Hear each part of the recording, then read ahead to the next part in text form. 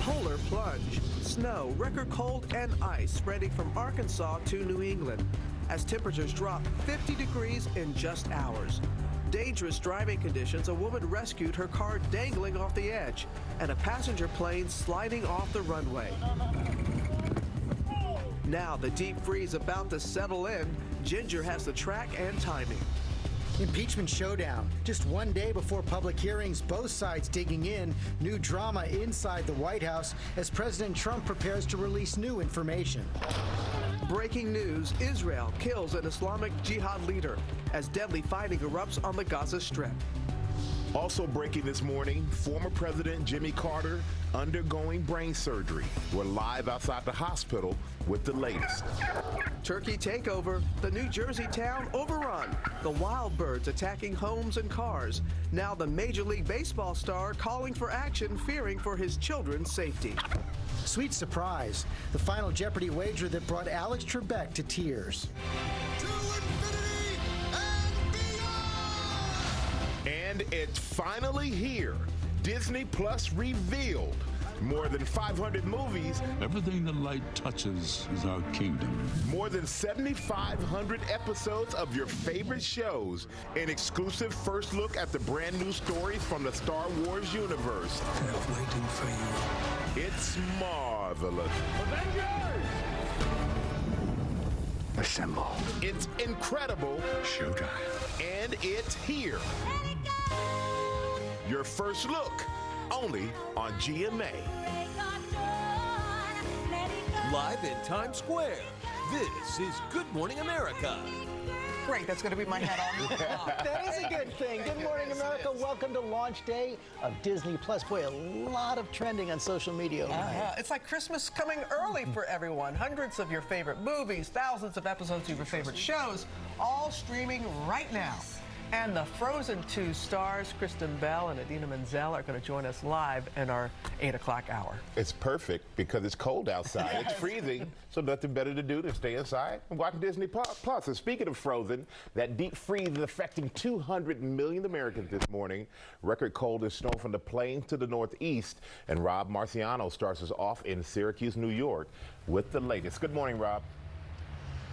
Hey, good morning, Michael. Yeah, we are frozen here. Syracuse, no stranger to snow, but this is not lake effect snow. This is very fine early season November snowfall that really very dense, and it feels like ice underfoot. It's made for really a dicey commute across much of upstate New York throughout the day today. And if you are driving at all through the snow zone today, you are in for a somewhat dangerous commute. Already, we've seen hundreds of car accidents across the country from the Midwest to the Mid-South as this record-breaking January-like Arctic air mass takes over the U.S.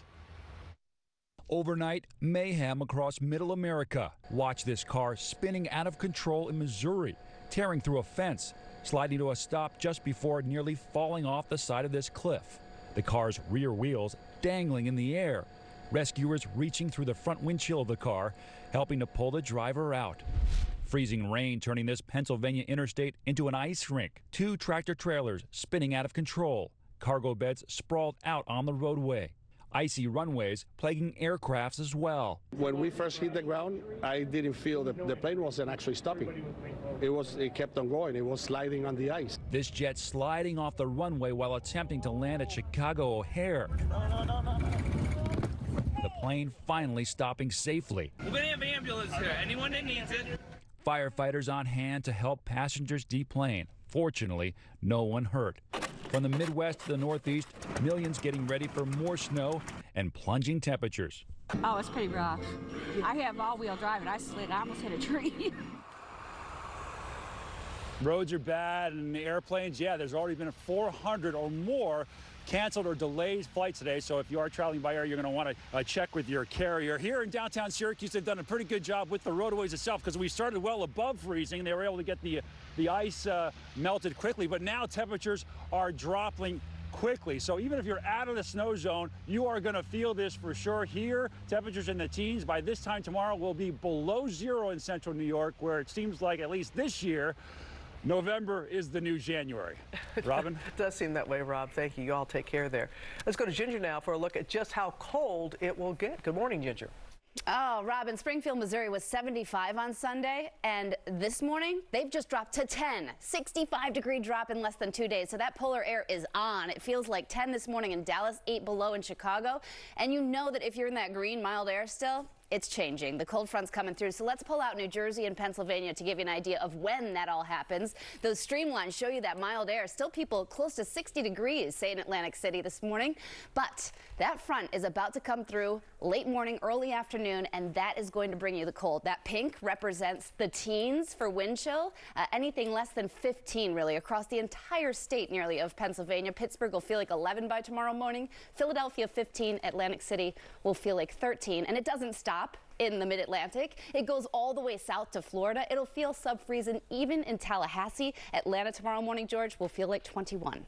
Ooh, that is cold. Okay, Ginger, thanks very much. We're going to go to Washington now, where the first public impeachment hearings begin tomorrow. President Trump, now the fourth president in American history to face the process that could remove him from office. Our senior national correspondent, Terry Moran, is tracking the latest from Capitol Hill. And Terry, ahead of tomorrow's hearing, the Democrats released more depositions about the military aid Trump was withholding from Ukraine and what the Ukrainians knew about it. That's right, George. These are secondary witnesses, but they confirm an important part of the story and answer one of the president's main lines of defenses. The president's allies, including his son Don Jr. on The View, have claimed the Ukrainians never even knew that military aid was withheld by the United States. So how could there be a quid pro quo? How could there be pressure or muscle? These witnesses, among other things, said they got frantic phone calls and meetings with their Ukrainian counterparts who were wondering where that aid was. This is at the same time that other members of the administration were demanding investigations of the Bidens and of the 2016 election. So the conclusion is the Ukrainians could add 2 + 2, and they got the pressure. And Terry, meantime, there is some jockeying inside the White House among potential witnesses about whether top officials like Mick Mulvaney and John Bolton, the former National Security Advisor, will actually testify in these hearings. Yeah, you know, Mick Mulvaney, the acting chief of staff, is acting a little oddly here. The president has ordered him and other top aides not to testify in these impeachment inquiry hearings. But Mulvaney has now decided he wants a court to tell him whether he should obey the House subpoena or obey the guy he works for, the President of the United States. And he even tried to join the effort by John Bolton and Bolton's former deputy to get a court to tell them what they should do, whether they should obey the subpoena or obey the president. This is odd because Mulvaney and Bolton were at each other's throats when they were both in the White House.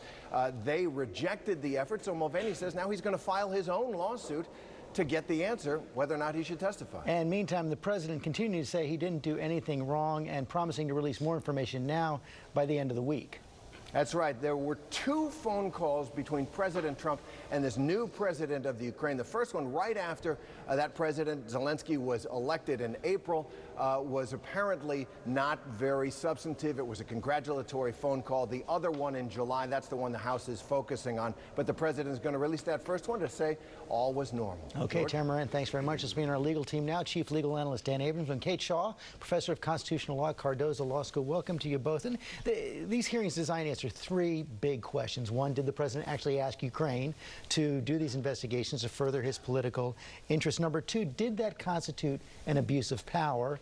And number 3, did the White House conceal these actions and the fact that they're withholding witnesses from cooperating constitute obstruction of justice? Well, I mean, those are both fact and legal questions together, right? I mean, the first fact question about what exactly happened, what was the goal, can they demonstrate it, et cetera. That's a separate question from, does this become abuse of power? And again, abuse of power isn't in the criminal code. It becomes one of these things that Congress is going to have to interpret. And that's why the sort of public nature of these becomes so important. When you think of this as a public proceeding, and the jury in the end is going to be the Senate, that means what the public thinks is critical. And so that's why these public hearings become so important, to see whether it's going to shift opinion one way or the other. And Kate, one of the things to think about is when the founders first thought about impeachment, high crimes and misdemeanors, is this the kind of abuse of power they were contemplating? So if you think about this as involving an abuse of the power of the presidency, right, a leveraging of governmental resources for personal political gain, a corruption of an abuse of sort of the oath of office of president, it does feel like a fairly textbook example of the kind kind of conduct that the framers contemplated when they wrote impeachment into the Constitution. And but how about the fact that the president is telling his top aides not to cooperate? Yeah, I mean, I do think that you have a possible separate sort of, there's the abuse of power charge and a separate obstruction of the investigation charge. You know, I do think that, as Terry said, it's quite interesting. You have both former and current White House officials suggesting that they're having some doubts about their obligations here. I think a loyal soldier would say, I don't have any obligation to testify. The president has directed me not to. Congress, sue me if you disagree. But they are inviting the courts into the dispute. The president keeps saying everything he did was perfect, but you're seeing more Republicans now move to this idea, including Nikki Haley as former UN ambassador, that what the president did was wrong, but not impeachable. Right, and that's going to be the most interesting thing to me, because look, we've seen these witnesses, right? We've looked at their transcripts already. We haven't seen them publicly, but we know what they're going to say. So the question really becomes, how are the Republicans going to go after them? And I think you're going to see a mix here. I think you're going to see some of them saying, okay, maybe it was wrong, but it's not that bad, but some of them attacking the credibility of these witnesses as well. We will be watching. I know you'll both be joining us for our live coverage tomorrow. That begins at 10 Eastern on ABC News and ABC News Live. Robin? All right, George. Also this morning, another Democratic contender may be joining the race for 2020. Sources say former Massachusetts Governor Deval Patrick is now signaling he may run. Patrick made history as Massachusetts' first black governor. If he decides to run, he'll join 19 other contenders, and he would most likely announce on Thursday. That's the day before the filing deadline in the first primary state of New Hampshire. And to breaking news now, former President Jimmy Carter undergoing emergency surgery this morning to relieve pressure on his brain. Steve Osunsami is outside Emory Hospital in Atlanta with the latest. Good morning, Steve.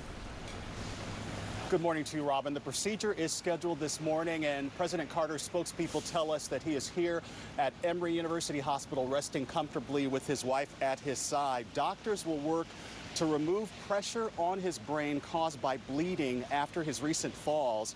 He fell and broke his hip in May and then fell twice last month.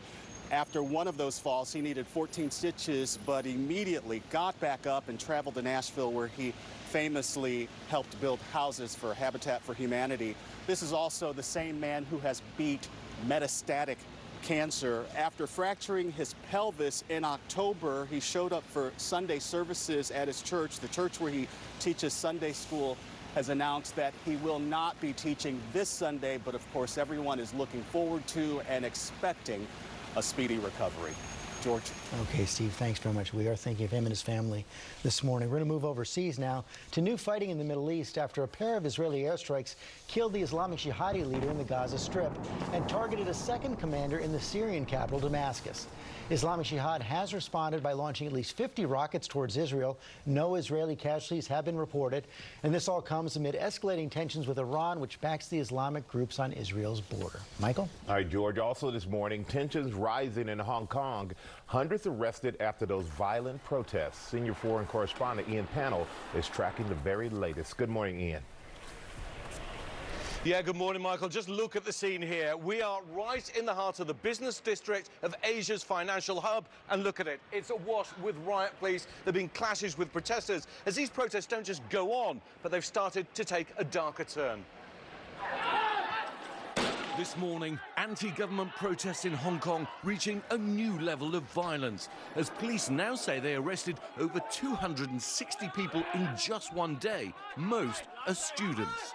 Demonstrators are angry their demands for more freedom from China and police accountability aren't being met. A mob of protesters ganging up on this one man in white, a sign of how intolerant and angry this movement has become, as others run through a shopping mall, smashing windows. Hong Kong's chief executive issuing a stern warning. If there is still any wishful thinking that by escalating violence, the Hong Kong SAR government will yield to pressure to satisfy the so-called political demands, I'm making this statement clear and loud here. That will not happen. But violence is raging on both sides. Authorities clashing directly with protesters at the Chinese university, firing tear gas and rubber bullets into the crowd. Overnight, police indiscriminately blasting protesters with water cannons. This latest violence unfolding just one day after this officer fired his weapon at a demonstrator standing just feet away. And a Chinese government supporter was doused in a flammable liquid and set on fire. Both are still in hospital. Despite this escalation, protesters say they have no intention of stopping until their demands are met. We are so angry about the police brutality and the violence that happened like in the past 5 months in Hong Kong. Overnight, the State Department condemning violence on both sides, urging them to engage in a sincere dialogue. You can see the situation on the ground. There is no talking, and Beijing has warned about the role of what it describes as foreign forces interfering. Robin? Remains a very tense situation there. All right, Ian, thank you. Now to that shift in the world of streaming. Our parent company, Disney, is out with its brand new service this morning, Disney Plus. And Rebecca Jarvis is here to explain. Good morning, Rebecca. Good morning, Robin. Yeah, and you can't overstate the importance of this launch to the future of Disney, to CEO Bob Iger, to the thousands of employees who've worked to make it happen, and to the millions of consumers who now have the entire world of Disney at their fingertips. It's one of the biggest bets in Disney history. What's next? The future. The launch of Disney Plus, a once-in-a-generation shift in entertainment, putting Disney's treasure trove of content all in one easy-to-stream place right at your fingertips. The new streaming service debuting new content, expanding the Star Wars universe with shows like The Mandalorian. They said you were coming. And a reboot of Lizzie McGuire. He obviously came here looking for us. While also giving viewers access to Disney's biggest blockbusters. Assemble. And even opening that famous Disney Vault. For good, letting you share those classic Disney films like Snow White and Aladdin with the next generation. It's like a dream. In all, more than 500 movies and 7,500 TV episodes, including those famous original Mickey shorts. Disney CEO Bob Iger says it's a game changer. Someone asked me on a scale of 1 to 10, what is this? I said, I don't know, 15. It's massive because in one place, people will be able to see that great library of product dating all the way back to Snow White 1937 and Mickey shorts from the 20s. And then a lot of things that we're making specifically for this platform that people have never seen before. The move potentially even more important to Disney's future than the company's mega acquisitions of the past, like purchasing Pixar, Marvel, and Lucasfilm. Analysts now predicting the service, which is available for $6.99 a month, will have 75 million subscribers within 5 years. At $6.99 a month, Disney Plus is about half the price of Netflix's most popular plan. They have priced it competitively. Disney is also selling a bundle, Disney Plus, ESPN Plus, and Hulu with ads for $12.99 a month. Guys, the future is here, and as Bob Iger called it, this is a reinvention of the Walt Disney Company. Yep, and ready for it. Oh, yeah. Yeah. Thank you, Rebecca. Following a lot of other stories this morning, including that Connecticut father who says he was defending his family when he killed a hotel worker in the Caribbean. He's now refusing to return for a hearing. And angry birds of sort, the New Jersey town overrun by wild turkeys. But first, let's go back to Ginger. Ginger? And I know I just keep talking about breaking cold records this morning, happening all over, but look at this. This is November 19th through 25th. So next week, we do have some warmer than average temperatures coming your way, especially for the people who are freezing this morning. Tuesday Trivia, now brought to you by Subaru. It's easy to shrink into your own little world.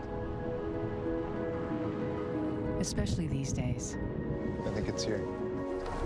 Especially at this age. Where are we going? It's a big, beautiful world out there. Wow. See that? Sometimes you just need a little help seeing it. The three-row Subaru Ascent. Love. It's what makes a Subaru a Subaru.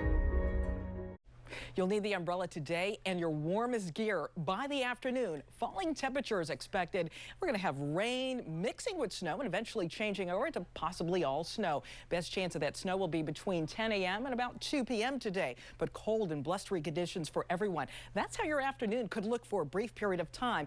42 degrees the temperatures during the afternoon, but with wind chills in the 30s. Will drop to 37 late with wind chills early tomorrow morning in the teens.